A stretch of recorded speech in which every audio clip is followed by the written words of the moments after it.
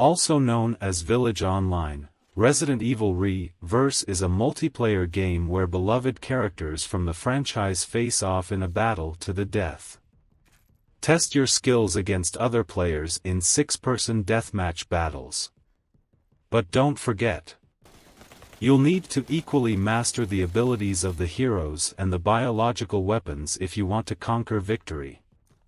Resident Evil Re-Verse was released for free in October 2022 for those who purchased Resident Evil Village, with versions available for PlayStation 4, Xbox One, and PC.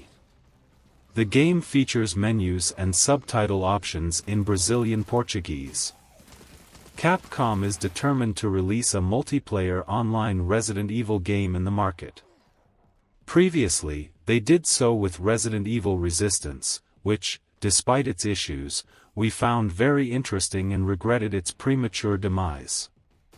Soon after, they invested in another project, Resident Evil Re-Verse. There had already been 2 betas prior to the official launch, and indeed, they improved some aspects as expected.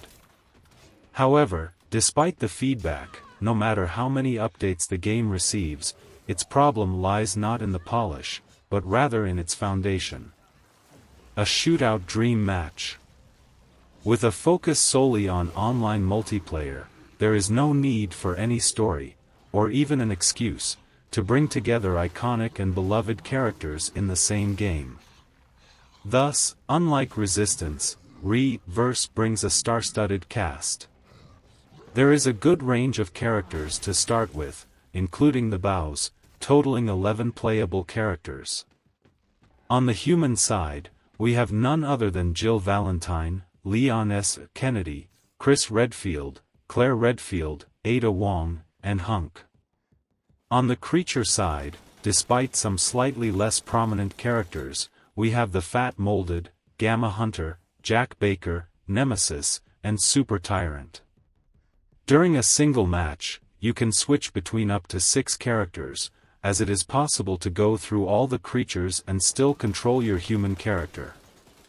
There are also no restrictions on choosing repeated characters, so it is possible to end up in a match where all the humans are Jill, for example. Regarding the number of stages, it is difficult to praise them since, for now, there are only 2, the Baker House and the Raccoon Police Department, RPD, with most matches taking place in the RPD. Moreover, since the selection between them is random, the game decides which stage will be chosen, with the player being able to select the stage only in a private room.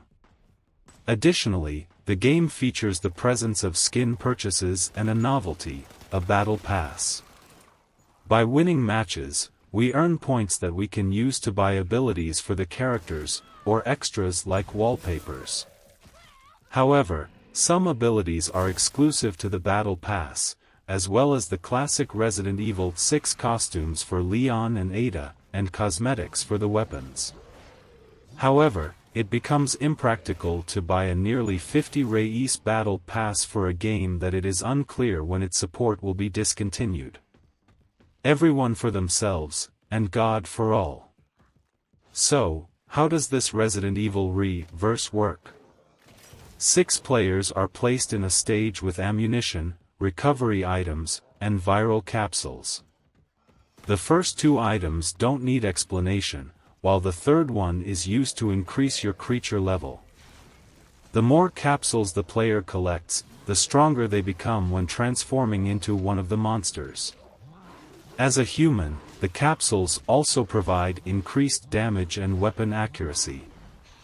The objective of the game is to kill as many players as possible. Everyone starts as humans but transforms into a creature upon death, with the chosen creature depending on the number of capsules you collected previously. Unlike humans, creatures do not have a fixed life. It decreases as they play, and taking damage causes it to decrease even faster. You earn points by defeating other players and lose a bit when you die. When you exact revenge on the player who killed you as a human, your score is doubled. To make things even more chaotic, as the match nears its end, the items to be collected become more highlighted, making them visible from a distance. This prompts players to rush towards them, often resulting in a scramble to see who can grab them first. Each character has unique special abilities and distinct weapons, and the monsters also have their own special attacks and abilities that reference the games in the franchise.